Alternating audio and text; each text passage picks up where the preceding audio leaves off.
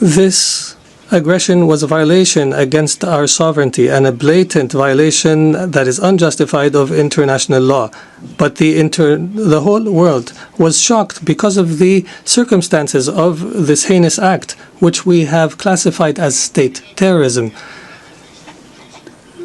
Unlike the claim of the Prime Minister of Israel, this attack is not a legitimate right to follow perpetrators of terrorism.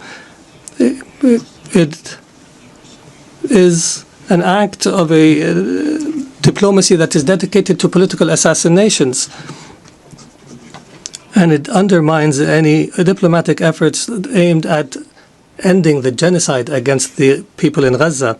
It is also an attempt to kill politicians who are members of a delegation that engages in negotiations with Israel while they were studying an American proposal.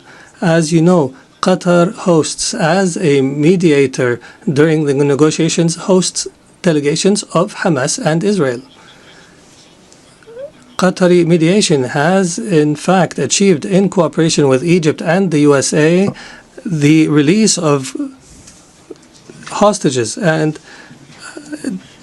the last agreement was negated by Israel unilaterally, preventing an ability to reach a permanent ceasefire and the release of all hostages and the withdrawal of the occupying forces from the Gaza Strip and the humanitarian access and the release of Palestinian prisoners. If the release of Israeli hostages is the end of war, the government of Israel is abandoning the notion of releasing the hostages. Their goal is to destroy Gaza so that it is unlivable and where no one can study or receive treatment.